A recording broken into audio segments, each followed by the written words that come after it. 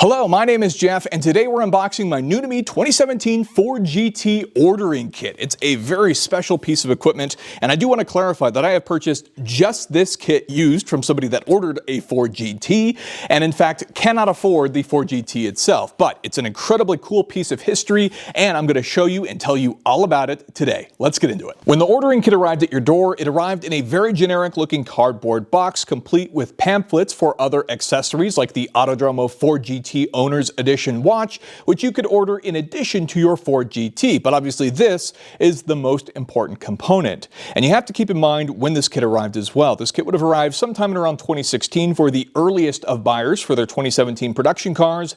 And by that time, the race car, which won at the 24 Hours of Le Mans in 2016, was obviously a big part of that. Not to mention the special construction of the car, which highlighted heavy use of carbon fiber. And so what you got was a box that was reflective of that. The box itself has a very unique shape, kind of trapezoidal with uneven surfaces here, but then of course is complete in matte carbon fiber. The entire box is carbon fiber, which just has this incredibly cool display. And of course you have the GT design spec badging throughout, your Ford badge, and even this latch, which is said to be an exact copy of the latches used on the race car that won at Le Mans, which is a pretty cool thing. On top of that, you also have this very awkward looking space over here to the side. And the reason for that is these owner's kits were actually meant to stay with the cars after you had ordered your car. They weren't meant to be sent back to Ford or to be destroyed or anything like that, but rather once you had finalized your order and everything was put in, Ford would actually send you a VIN tag that you would then place here on your ordering kit so that it matched with your respective car. Now obviously some of these will become available as something happens to the cars, or sometimes owners just decide to sell them and so they get separated. I think it's a cool piece of history to own. If nothing else, it's just kind of a fun desk decoration as well. But with that, let's go ahead and unbox it. First things first, we have to go with the latch. You push in this red button there, you flip it up, little silver piece comes open like that, and now you have access to open up the box. Now this part gets a little bit awkward. First things first, wiggle off this part. You can see the cool prongs there on the inside in addition to the latch. We'll place that over there. And then we'll go ahead and grab this end and we can slide off the other half of the box, which also has this nice felt liner to make it feel very robust, let's say, but also protect the inside materials. What you got is this very cool tray. I like the handle in here, even the classic Ford Performance badging, which has since been rebadged to Ford Racing. And now you can see what exactly it was that you were looking at in the first place. Now these kits kind of varied. There was a standardized kit, of which I believe this is, but then from there, depending on what it is you were approved for, that kind of varied what was inside. So for example, some Ford GTs could come with the heritage colors and even some of the various carbon fiber options depending on what it is you were looking at. I believe this is a standardized kit, and I'll explain why in a moment. Now, as you'll notice, there were three main components of that kit. You had your speed forms, which looked like mini Ford GTs, your wheels, and then your interior patterns. So the idea was, as you started pulling these pieces out, of course, the classic. We also had this yellow. Ooh, fantastic red. We have the gray, sort of reminiscent of that tungsten. Black and silver, the iconic Bruce McLaren livery. Looks like white and orange or red. Red with white.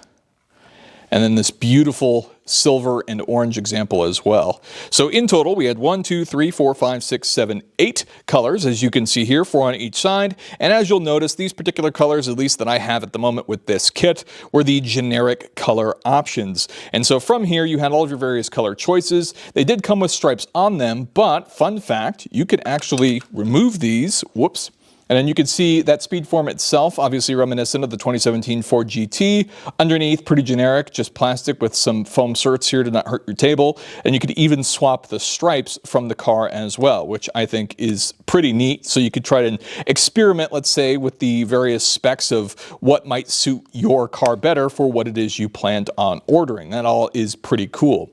From there, go ahead and move some of this out of the way. We can check out the wheels. Now there's some cool things going on here with the wheels.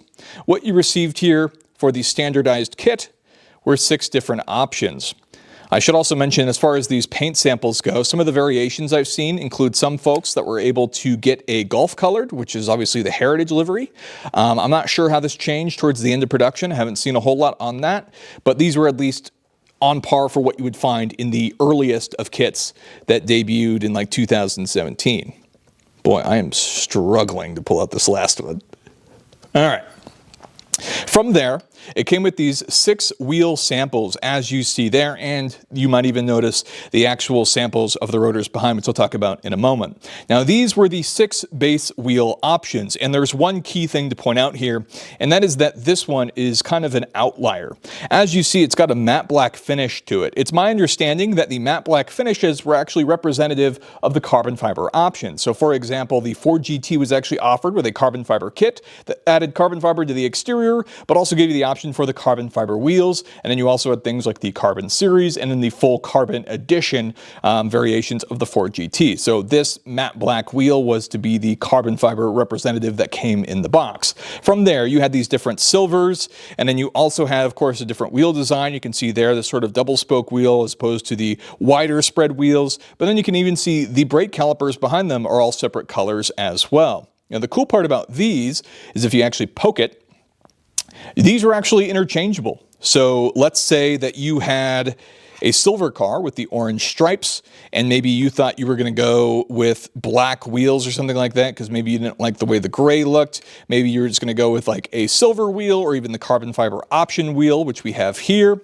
You could go ahead and swap these out. Let's say you wanted the matching orange calipers, which you can see is the correct paint. And there you can kind of get an idea of what the silver paint would look like, which I believe is ingot silver with the competition orange stripes. And then you could get competition orange calipers with the carbon fiber package. And the idea was you could kind of pair all that up and you could see exactly what that was going to look like on your Ford GT, which I think is kind of a fun offering. So that's the basic idea of that. I'll go ahead and put this back. And then lastly, of course, we have the interior swatches. So as you can see here, they had various names. We have the re-entry kit, which has this nice leather. You have the black leather and even the matte carbon fiber underneath. And you came with several different swatches. Now, this could also vary quite a bit. We have this light speed one. We have launch control. We have the 67 Heritage. This is a pretty cool package to have here. And then we have what is probably the most common interior option, and that is the dark energy. In fact, this is what I tend to see most Ford GTs were equipped with. It's basically just black alcantara, black leather, and then I believe just matte carbon as well, even though for some reason that one's just black, which is interesting. Now, there are some of the other variations. The one that's missing here is I believe there was a bright competition orange option as well that I've seen in other various kits that I don't have in this one, but pretty cool variations throughout for what was offered. And from here, you could, again, match everything up to your interior of choice. You know, red and orange don't go together great, but maybe you got the Bruce McLaren spec, the black with the silver stripes, and maybe you wanted to contrast the interior with a bit of orange. You could all certainly match that up and play with your various specs that were available. And so the cool part in the basic of this kit was that rather than looking at an online configurator that might not give you the most realistic expectations for what your car was going to look at, they gave you not just speed forms of the car, but each of these samples was finished in the exact same paint that they were going to be finishing the production cars in. So when you looked at this, you put it outside in the light, you checked the reflections, you matched it with your blues, you could check exactly what it was you were going to be looking at. Like, for example, the blue here does not match our Le Mans blue, but it does match the blue stripes on this darker gray model. And so you know that you need to go with a slightly different spec depending on what it was that you wanted to feature on your car. And so it gave you a real idea of what it is you were looking at. And like I said, even after the fact, if you decide you're never going to do anything with this kit ever again after it comes with your Ford GT, well, then you still had some incredibly cool things. I think these would be cool just to display on your desk, knowing what it is that they do. And then even these wheels, which are actually made of metal, are pretty dense. They even come with these magnets, and so you can get an idea of what your spec was going to be. All the samples are legit. This is all real carbon fiber, leather, and alcantara that you'll find on every single interior sample, and so it really gave you a real feeling of what the car was going to be. And in my opinion, this is way more exciting because obviously there are rooms where you can spec cars that a lot of manufacturers have, but this is something that now you get to keep and you got to do in the comfort of your own home. You could think about it. You could come back a week later and start to take a look and play with different samples and stuff. You didn't have to do it all there in that moment. And so for that reason, I think these kits are incredibly special. Now, currently,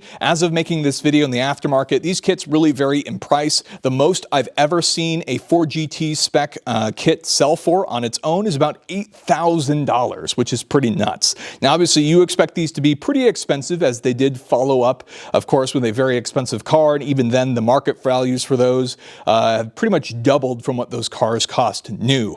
But these kits, I think, in themselves are also a little bit collectible. They're obviously not a huge speculative thing, but it's just a cool example of what you could actually do with the 4GT, and it's a fun thing to get your hands on and now share with you guys.